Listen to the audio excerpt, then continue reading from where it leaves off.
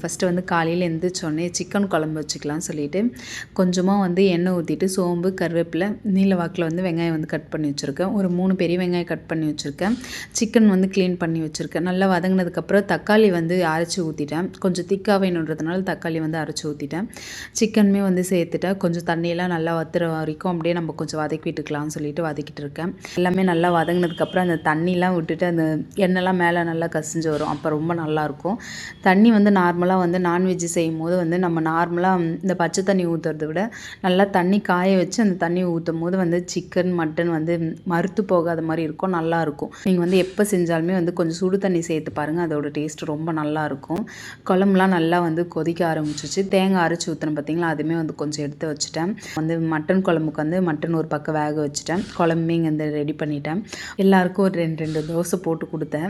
ஃபேமிலியோடு சேர்ந்து சாப்பிட்டோம். அம்மாவோடு சேர்ந்து சாப்பிடும்போது ரொம்ப நல்லாயிருக்கும். எப்போவுமே வந்து எங்கள் அம்மா வீட்டுக்கு போனால் என் அக்கா பசங்க எல்லாருமே வந்து ஒன்றா சேர்ந்து வாழை இலை போட்டு தான் சாப்பிடுவோம். எல்லாருக்கும் தட்டு க்ளீன் பண்ணி சாப்பிட்றதுக்கெலாம் முடியாது. அவ்வளோ பேருக்கு வந்து தட்டெல்லாம் வைக்க வேணாம்னு சொல்லிட்டு சிம்பிளாக வந்து வாழை இலை கட் பண்ணி முடிச்சுருவோம் வேலையை. பாத்திரம் கழுவுற வேலை வச்சு கொஞ்சம் மிச்சமாக இருக்கும்ல அப்படின்னு சொல்லிட்டு அம்மா பசங்க எல்லாருமே கொஞ்சம் வெளியில் அமுச்சிட்டு வீடெல்லாம் க்ளீன் பண்ணி தொடச்சிட்டு இருந்தேன்.